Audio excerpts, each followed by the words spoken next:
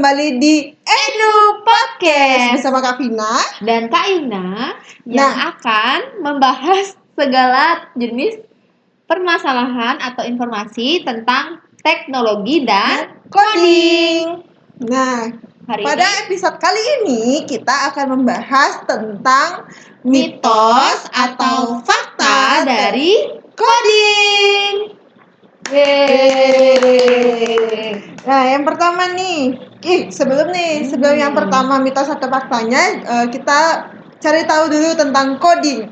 Nah, coding itu merupakan cara penulisan kode untuk kita berkomunikasi dengan komputer. Seperti itu. Mungkin misalnya nih, kayak kita mau buat game, nanti kita kasih komputernya itu kode-kode, kumpulan kode, nanti komputernya sendiri yang menghasilkan game kan? Itu termasuk berkomunikasi, Kak, ya? Iya, itu termasuk berkomunikasi dengan komputer. Iya, jadi itu untuk pengertian dari coding. Oke? Nah, selanjutnya, kita masuk di tahap mitos atau fakta. Yang pertama nih. Yang pertama, coba baca Kak Fitna. Yang pertama nih, coding apakah benar? Coding hanya untuk anak laki-laki, mitos atau fakta menurut Kak Yuna? Kalau menurut aku sendiri, coding itu mitos sih kayaknya Kak Fitna. Soalnya faktanya sekarang ini udah banyak banget coding untuk anak perempuan juga. Iya, benar. Salah satunya aku nih contohnya. Aku juga belajar coding loh. Jadi nggak buat laki-laki aja codingnya. Tapi kayak logikanya cowok kalau beda saat ngoding. Logika cowok itu beda ngoding sama logika cewek. Apa bedanya Kak menurut Kak Vina? Gak tahu, kalau dari segi aku sendiri tuh kayak misalkan nih temanku yang cowok itu pasti lebih jago ngodingnya daripada aku. Daripada yang perempuan ya? Iya. Maksudnya di satu kelas misalkan nih ada nih cewek yang satu tuh jago banget, tapi ada yang cowok nih, tapi dia lebih jago ngodingnya ya? Iya.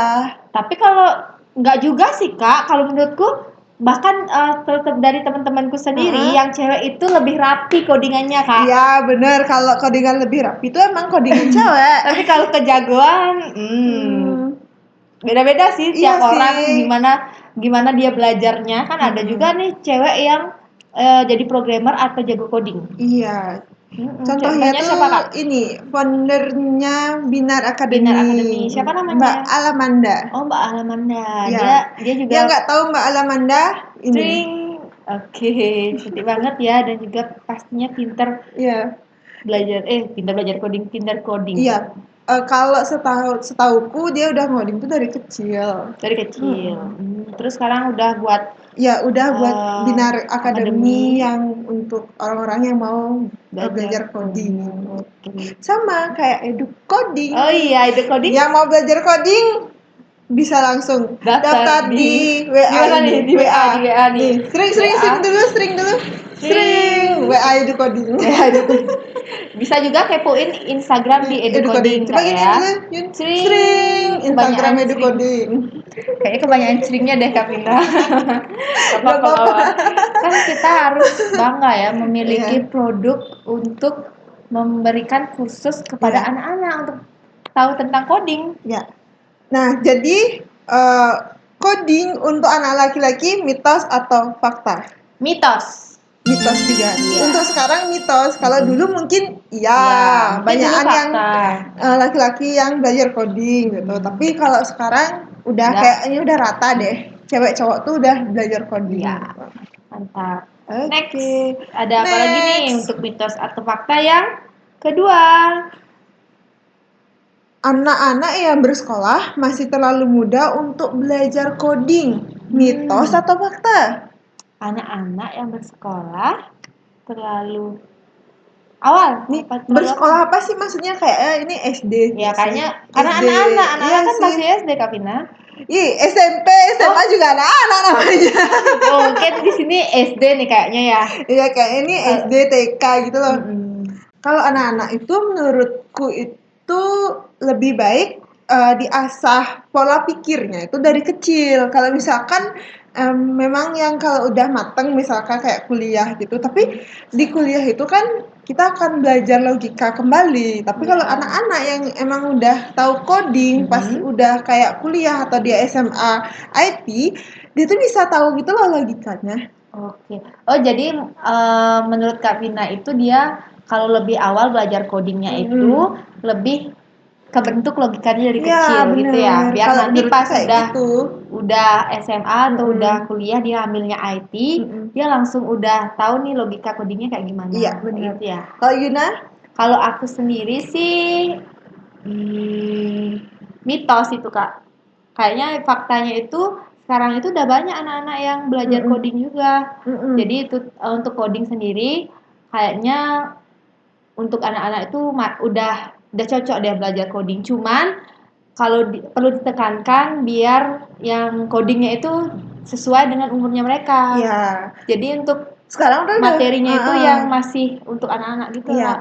Kan sekarang tuh udah banyak ya aplikasi-aplikasi yang digunakan untuk coding anak-anak. Dimana yang pertama itu si anak itu mudah mengerti. Iya. Jadi terus yang kedua tuh dibuat fun. Fun. Biar Jadi dia si nggak anak tuh mumet. biar nggak bosen gitu loh belajarnya. Kan kalau misalkan coding yang bener-bener coding itu kan itu cuma tulisan aja Iya. ya.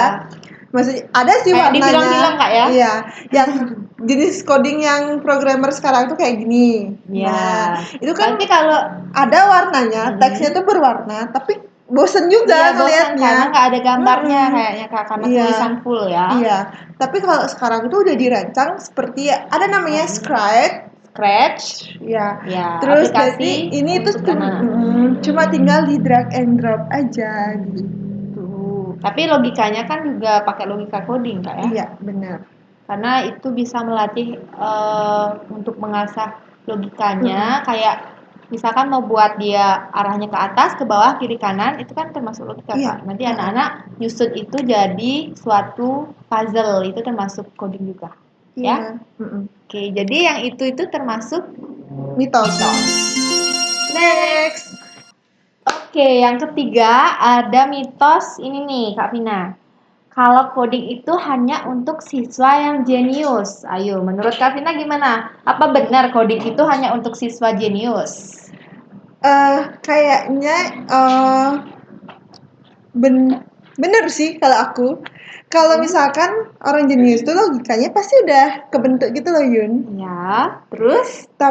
Jadi kayak lebih gampang gitu belajarnya. Kalau menurutku kan belajar coding itu adalah belajar logika kan yang pertama. Jadi kalau orang jenius itu ya udah pasti dia lebih gampang belajarnya. Bukannya orang tidak jenius itu juga tidak boleh belajar coding ya. Bukan, tapi menurut Kak Vina itu dia itu lebih mudah belajarnya lebih kalau mudah. dia udah jenius Iya. coding. Tapi kalau menurut aku sih Kak, kalau dia udah jenius, tetap belajar sih ya. Iya, tetap belajar. Tapi kalau menurut aku coding itu bisa dipelajari oleh untuk semua anak Kak. Kalau menurut aku sendiri, karena coding itu kan kayak aku sendiri sih aku belajarnya dari nol. Kan awalnya aku Gampang nggak nggak? jenius juga. Terus sekarang jenius. Nggak. Karena bisa coding jenius. Enggak juga. Enggak juga. Jadi maksudnya pas aku belajar itu belum jenius. Terus sekarang udah jenius. Mau jenius bukan udah ya, mau.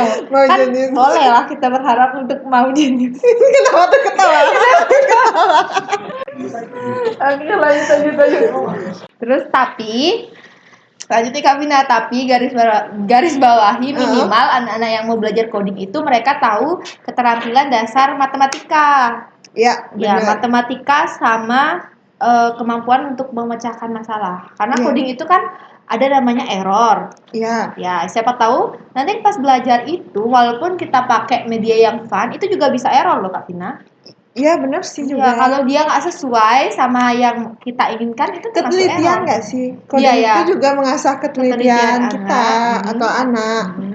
Karena itu tadi dia pakai logika sih. Iya. Nah, ya. Jadi Kak Vina yang tadi itu kakak nganggapnya fakta ya? Iya, benar. Kalau Menurut fakta. Oke, aslinya itu, realnya itu termasuk mitos, Kak. Karena yang kayak aku bilang tadi, jadi aku yang bener nih, kalau coding itu bisa dipelajari oleh semua anak. Oke. Dan semua orang juga, bukan anak-anak aja. Iya, benar. Yang bisa pakai laptop garis bawahi. Kalau nggak bisa? Kalau nggak bisa, agak susah berarti. Emang ada orang yang bisa pakai laptop? Ada loh, Kak. Kan mungkin itu lansia. Oh iya, Anak seumuran kita nggak ada yang pakai laptop, gimana? semuanya udah bisa pakai laptop ya. Ya. Next. Oke.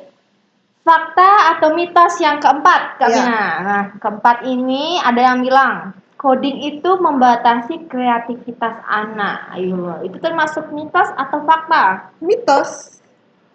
Karena Karena ya dengan coding itu anak-anak bisa berkreasi.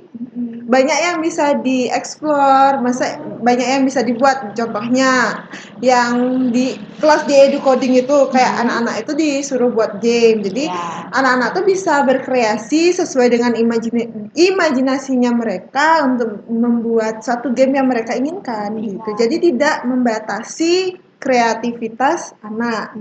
Kalau menurut Yuna? Oke, aku setuju sih sama Kak Vina tadi. Jadi coding itu bukan membatasi kreativitas anak, malah sebaliknya. Kalau coding itu bisa sebagai wadah atau tempat untuk anak-anak menyalurkan ide-ide atau kreativitasnya. Iya, benar. Dan Aku juga juga setuju selain itu. itu kayak contoh tadi mendesain game.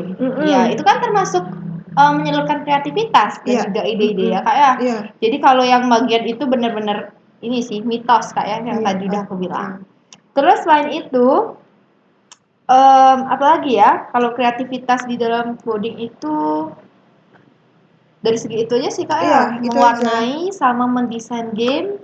Membuat gamenya kayak membuat logika gamenya itu tuh sudah mengasah kreativitas anak menurutku. Ya, sama juga orang-orang atau karakter yang ada di gamenya itu kan bisa juga dibuat sendiri atau custom. Jadi itu bisa melatih kreativitas atau ide yang dimiliki anak itu. Misalkan anaknya pengen buat suatu karakter yang temanya itu bola. Mungkin Iya. kepalanya dibuat jadi bola, Iya. badannya kayak gimana itu kan Ya, masuk itu tuh kreativitas. kreativitas sebenarnya. Jadi kalau itu tadi Mitos. Oke.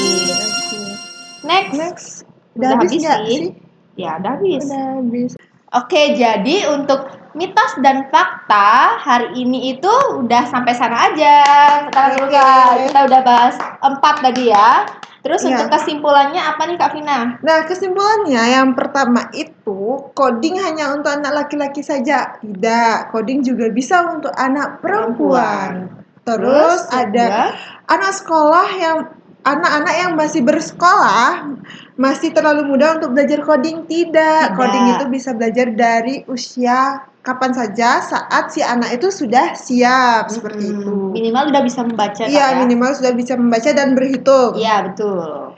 Terus yang coding ketiga? hanya untuk siswa yang jenius. Tidak semua orang bisa mempelajari coding asal ada basic matematika seperti itu. Dan juga ada laptop juga. Iya, ada laptop juga. Terus coding terakhir? membatasi kreativitas anak. Tidak sama sekali karena Benar-benar coding itu membuat anak semakin Kreatif. Iya, semakin kreatif dan mengeksplor banyak hal. Iya. Oke, sampai sana dulu episode kali ini. Semoga bermanfaat ya informasinya untuk kalian semua yang menonton video ini. Oke. Sampai ketemu di Edu Podcast selanjutnya. Oke. Ya, mungkin next bisa komen di bawah. Ya, kita komen di perlu bawah. buat konten apa lagi selain mitos atau fakta atau yang podcast, apalagi bisa komen ya di bawah ya. Oke. Jangan lupa like, comment, subscribe, share.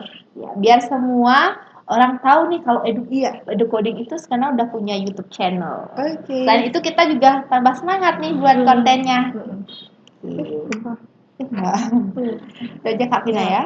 Dadah. Bye bye. See you minggu depan.